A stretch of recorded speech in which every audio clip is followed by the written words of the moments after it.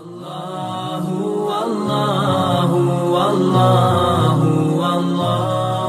اللہ۔ کل کی آیات میں بنو اسرائیل کا تذکرہ ہوا کہ اللہ تعالیٰ نے ان کو فرعون سے نجات دی، اسی کا ذکر یہاں پر بھی ہے۔ فرمایا وَلَقَدْ نَجَّيْنَا بَنِي إِسْرَائِيلَ، البتہ تحقیق نجات دے دی ہم نے بنو اسرائیل کو من العذاب المہین، ذلت والے عذاب سے، کیونکہ فرعون کی قید میں جب یہ تھے، فرعون کے ماتحت تھے، تو وہ بڑے طرح طرح کے ان کو عذاب دیتا۔ اللہ تعالیٰ نے ان کو نجات دی من فرعون سے۔ انہ کان عالیا من المسرفین، بے شک وہ تھا بڑا سرکش، حد سے گزرنے والا۔ وَلَقَدْ اخْتَرْنَاهُمْ عَلَىٰ عِلْمٍ الْعَالَمِينَ، البتہ تحقیق چن لیا ہم نے ان بنو اسرائیل کو علم کی بنیاد پر جہان والوں پر۔ اس زمانے میں، جس زمانے میں بنو اسرائیل ہوئے ہیں، اس زمانے میں جہان والوں پر ان کو فضیلت حاصل تھی علم کے لحاظ سے۔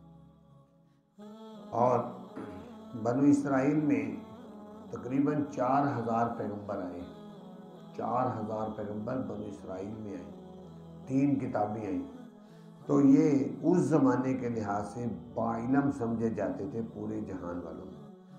وَآتَيْنَاهُم مِّنَ الْآيَاتِ، اور دی ہم نے ان کو نشانیاں، مَا فِيهِ بَلَاءٌ مُبِينٌ، وہ جو اس میں آزمائش تھی کھلی۔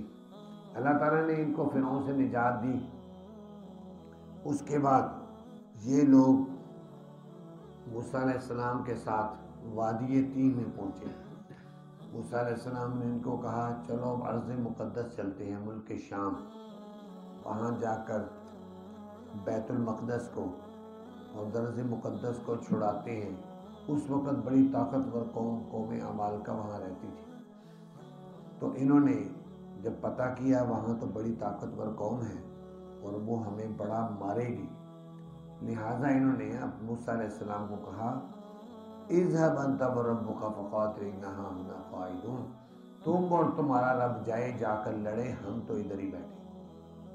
تو موسیٰ علیہ السلام چونکہ اللہ کے نبی تھے، نبی کی بات کا انکار کیا، تو اللہ تعالیٰ نے ان کو یہ سزا دی کہ 40 سال تک وادی تیہ میں ہی سرگرداں پھرتے رہے۔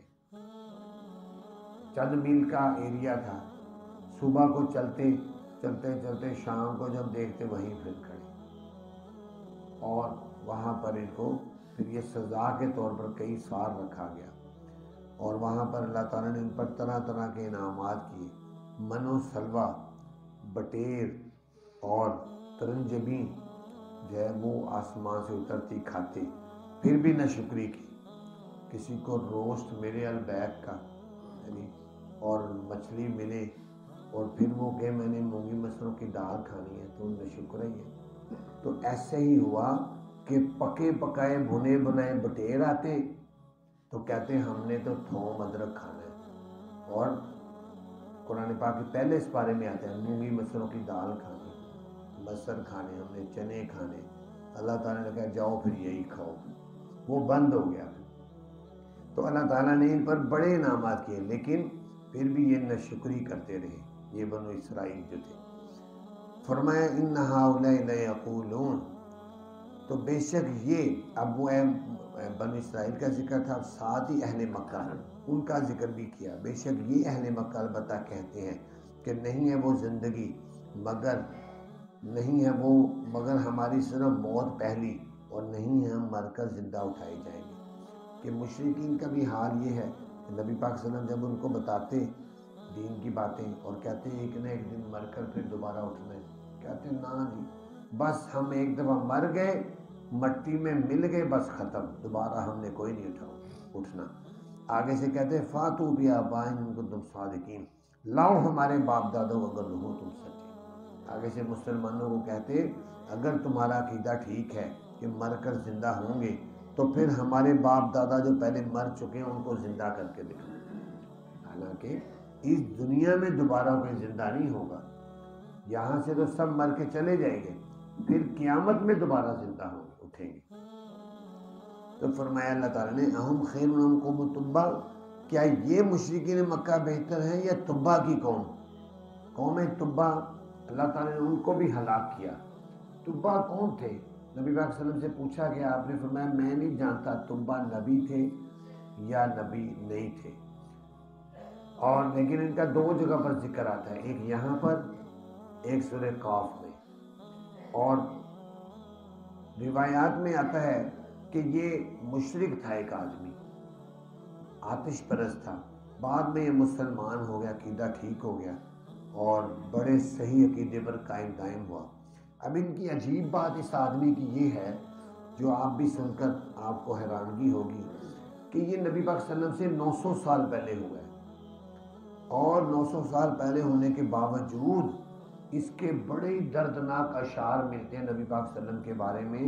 کہتا ہے کاش اس آخری نبی تک میری زندگی لمبی ہو جاتی تو میں ان کی خدمت کر کے سعادت حاصل کرتا۔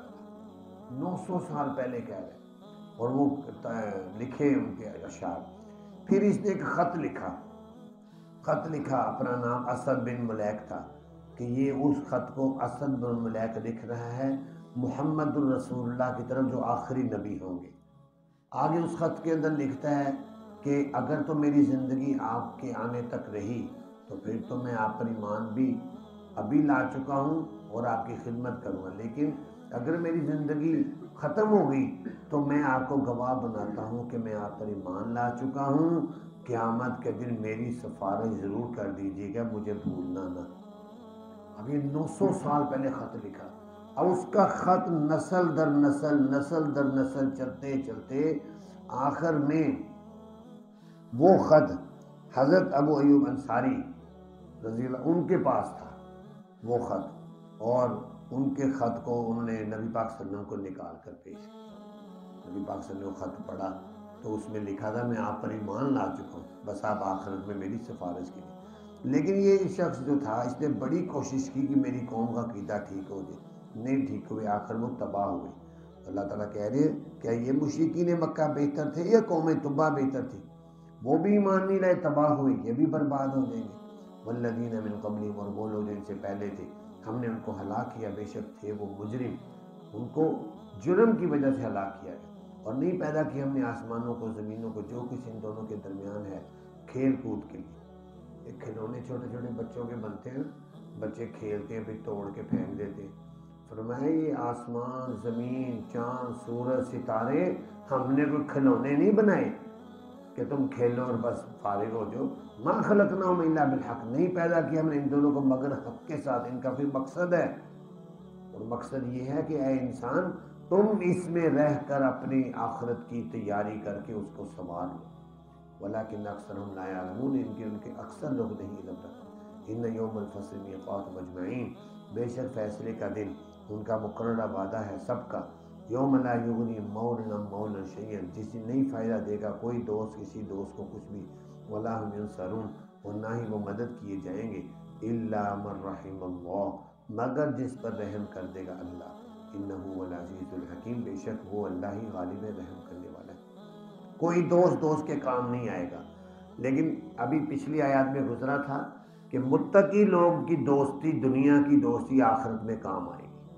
دنیا میں آپ کا کوئی نمازی دوست ہے، تبلیغی دوست ہے، نمازی دوست ہے، کوئی دینی دوست ہے، تو آپ اس کے ساتھ ملتے جلتے بیٹھتے اٹھتے ہیں، تو قیامت کے دن اگر بالفرض کسی شخص کو جہنم میں چلا گیا تو وہی اس کے دوست پھر اس کو بچائیں گے۔ اور بخاری شریف کی روایت ہے کہ ایک نمازی جو اس کو جہنم میں گناہوں کی وجہ سے اللہ تعالیٰ ڈال دیں گے، اس کے جو دوسرے نمازی ہوں گے کہ یا اللہ یہ ہمارے ساتھ نمازیں پڑھتا تھا، دین کے کاموں میں شرکت کرتا تھا، تو یہ جہنم میں چلا گیا، اس کو آپ نکالیں، ہم نے اس کو جنت میں لے جانا ہے۔ اللہ تعالیٰ کہیں گے جاؤ جا کر جہنم میں جا کر لے آؤ۔ تو وہ سارے نمازی مل کر جیسے گشت کرنے جاتے ہیں ایسے وہ مل کر جائیں گے، جہنم کے اندر جائیں گے، لیکن جہنم کی آگ ان کو کچھ نہیں کہے گی، اور وہاں جا کر ہی اندر اس اپنے دوست کو پکڑیں گے اور نکال کر باہر لے گے اور سیدھا جنت میں لے کر چلیں گے۔ فرمایا دنیا میں جو اچھے دوست ہوں گے وہ آخرت میں کام آئیں گے، ورنہ کوئی دوست کام نہیں ہے۔ اللہ تعالیٰ سے دعا ہے اللہ تعالیٰ ہمیں قرآن پاک کو سمجھنے کی توفیق عطا فرمائے۔ الحمدللہ۔